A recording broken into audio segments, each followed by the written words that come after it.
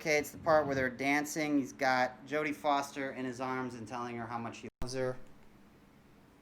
And the reason this is the only time the film kind of deviates away from Travis, because they needed to explain to people how pimp prostitute relationships are.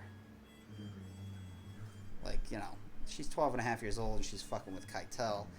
And even though he's like, dressed like Serpico and he's got a fucking gift of gab, there's still an age difference. You gotta really explain these relationships a little bit. Yeah, so anyways, Tina Fey used an SNL sketch to falsely connect the online sex trade with human trafficking. As opposed to the pizza, all the fucking kids in cages that we fucking forgot about during all the fucking chaos, who are being like pizza-gated.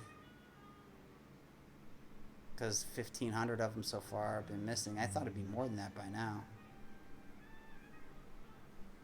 And by the way, you can't really call what's going on a conspiracy theory, because technically speaking, they actually are trafficking kids. Yeah. Because they separate the kid from the family, they kick the family out of the country, and then they say you have to pay $1,000 to get this kid back. That's literally human trafficking.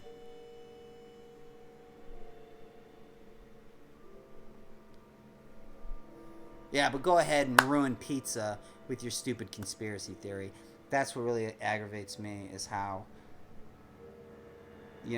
conspiracy theories are fine, but when you dirty up things, like it's fine if you want to say like the Sandy Hook parents are all a bunch of liars and harassing and shit, but don't fucking lie about pizza. That's just not American. That's completely un-American. Nothing more American than pizza.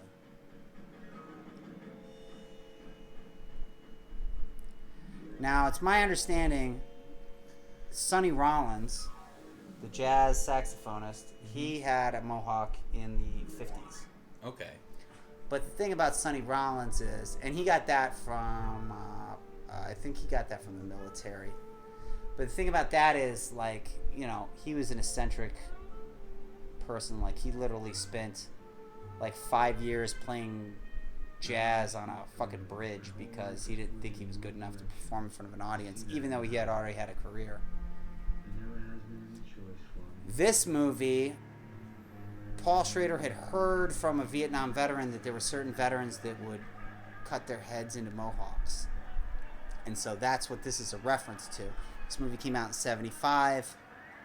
Punk rock was in New York, was just starting up in New York. Probably about 74, 75. This is when the Ramones were fucking really killing it. And so this is probably the most punk rock movie of punk rock movies. So take your SLC punk bullshit. SLC punk is the Boondock Saints of punk rock movies. Well, SLC this punk, the whole point of the Taxi Driver is the Taxi Driver of punk movies. But what were you saying? Like SLC punk, like the whole point of it is that punk rock is impossible within the 90s context because neoliberalism is one. Well, actually, conservatism is the new punk rock. So everybody knows that.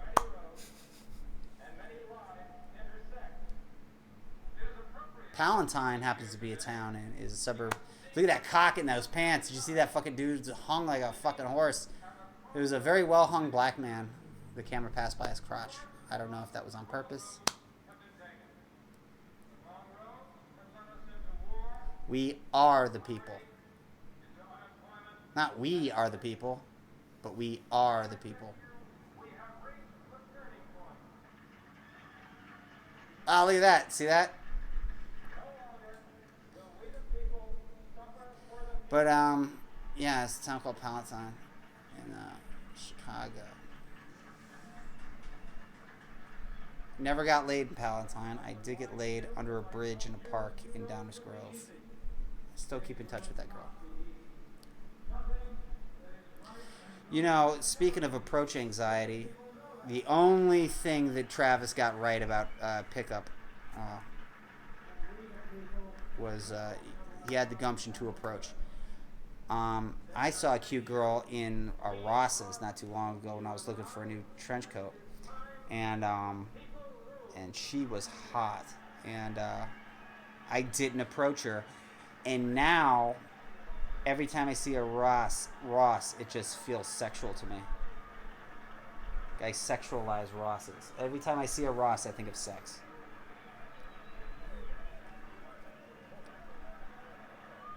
Had I just went up and talked to her, whether I got laid or not, I wouldn't have that fucking symptom, that aggravating symptom.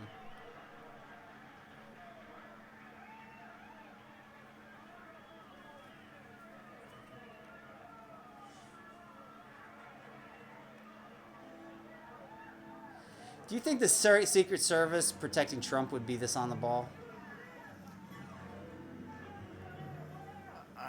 I don't want to speculate. I don't want to speculate too much either, but I just feel like sometimes I just wonder how committed these guys are.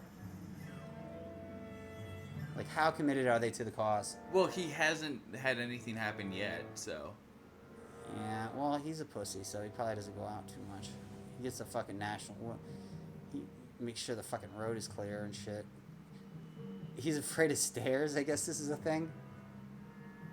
Wait. Trump is? He has a phobia of stairs. There's video footage of him like trying not to walk down these stairs. Like apparently there's like a lot of video footage of him like having difficult times walking downstairs. Mm-hmm. Or some kind of phobia, and then that's why he did the escalator. When he introduced himself, when he announced his candidacy.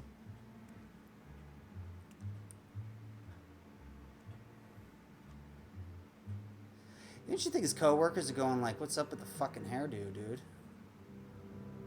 What's up with the hairdo, Mohi? It's the last of the Mohicans here." Okay, dude, you see how I don't know if you noticed the color change. It's washed out now. Yeah.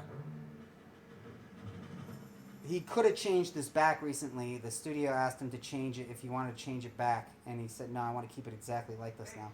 They had to change the color as a compromise with the MPAA in order to get an R rating. To kind of quiet down the brightness of the blood. Okay. I don't even know if I could talk during this. The metaphorical orgasm, as Pauline Kael called it, is about to begin.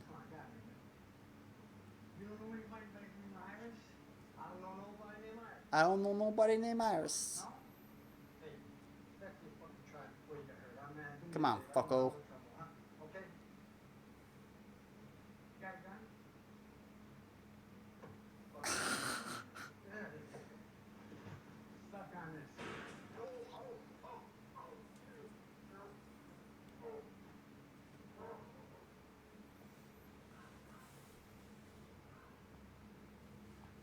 Yeah, I love this little quiet moment where he realizes, like, where he's like deciding what to do. Mm-hmm. Sometimes you do that when you go to a girl's apartment. I'm like, oh, should I do this? Sit down for a second. Fake hand.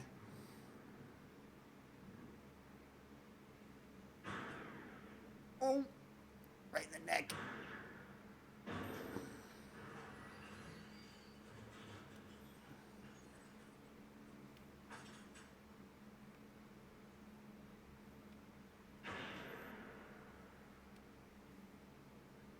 It's just standing there with no hand. Get to the hospital and say it was a lawnmower. Boom, right in the shoulder. I'll kill you.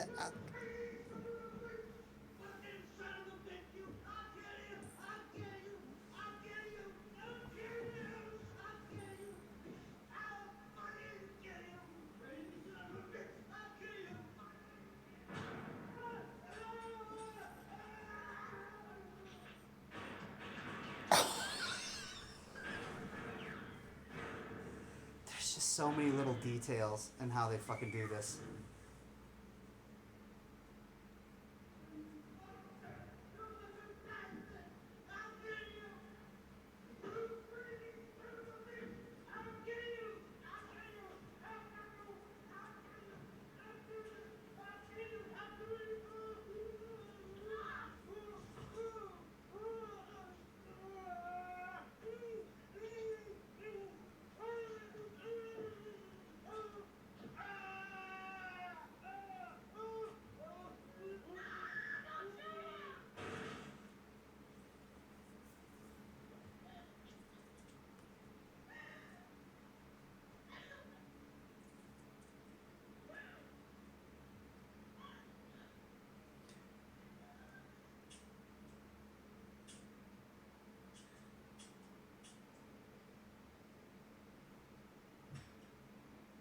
think he's a virgin?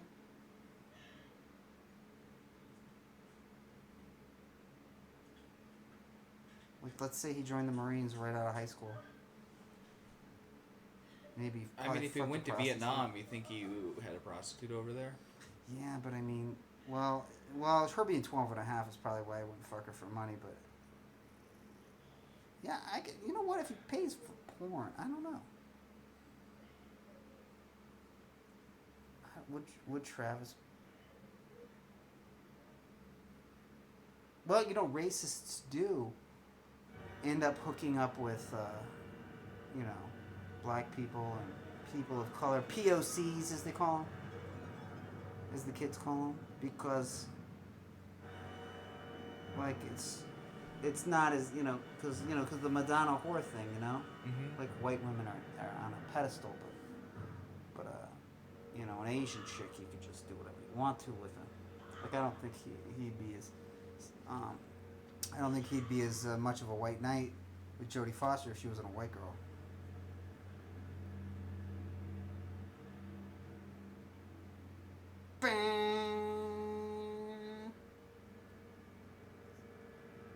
The music is so good in this. So speaking of incels, hey, what do you think was a bigger driver of Jordan Peterson's benzo addiction? Like him losing that Zizek debate or his wife getting sick? Uh, hadn't he been hooked on it for years? Is that what they said? I thought it was. Well, he had some shady doctor that it sounds like a rich guy doctor, like anybody that just keeps prescribing drugs like that is. I don't know. I don't really know. Also, I don't thought you he think hadn't it's been kind of hooked on that ironic long. that somebody's whole point? Yeah, the clean your room thing. Yeah, the whole like that you can't make any critique of society unless you're. You fix yourself, and his whole career is critiquing society. Well, critiquing change. I honestly believe that he was hoping he would be respected. And I think he had known who Zizek was for a long time and had wanted to mimic him.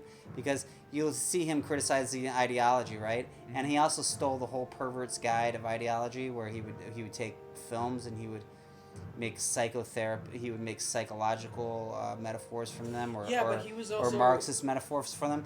Fucking Jordan Peterson did the same thing, but he did them with Disney movies and Marvel movies and shit. Yeah, but I mean, that's not a new idea that stories tell something about our internal psychology. Well, that's literally what we're doing right now, but. Yeah, I know. They have those, like The Sopranos and philosophy, or The Simpsons and philosophy. They always have those books in these fucking bookstores. I just think that's funny, but I just really think that he did not. I think in his mind, he was. I think he had a serious sense of. Well, if you look at Maps of Meaning, he clearly wishes he was a postmodernist. He literally just believes that postmodernism is, and he might be right, that postmodernism is just jibber jabber, con artist shit. And so he tried to pull a con. He literally just took really simple, basic, dumb ideas that everybody knows already, and then just made them convoluted and put dragons and made them like almost incomprehensible. You know what I mean? But I think the whole point is that by talking within the concept of stories, you identify with the characters in his stories and not the illogic within his arguments. So because you connect with his interpretation of the stories, they seem as if they're set in stone and you can't change them. Yeah, they can't change these things. The same, like when he talks about ants and shit, and then everyone's like, "Yeah, or lobsters," and you're like, "Yeah, you're an idiot." And then everyone, yeah, I don't think he knew. He was making a lot of money and all this shit. He's a hero. My mom, when she saw this, got so mad at this. And then when I got older, I was like, "Yeah, Mom, that's the point. It's kind of that's the point." By the way, that's advice for incels. Also, if you're, if you really feel like you gotta strike out violently, go watch Taxi Driver. Take a lesson from Taxi Driver. It's not that you killed; it's who you killed. He was going to kill a senator.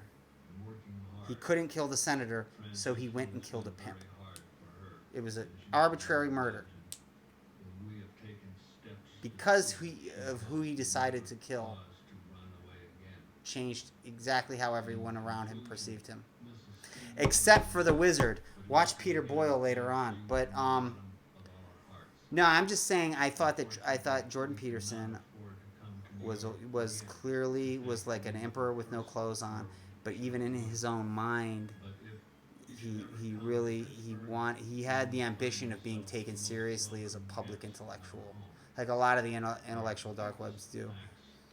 Intellectual dark webbers do. I But, mean, and of the people in the really, intellectual dark web, like he was the most intelligent, which is a low bar to clear. but he was getting owned by high school kids on Twitter, and when that happens, like how your ego, he's all ego, and obviously very sensitive and thin-skinned.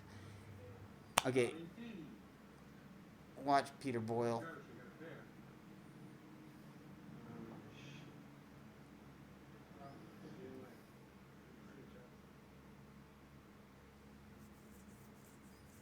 Yeah, because they had that conversation where he was trying to like communicate his frustration, Mm-hmm. and then Peter Boyle's solution was like, "Go out and get laid."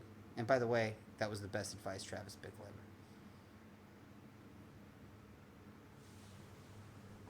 Hello, Travis.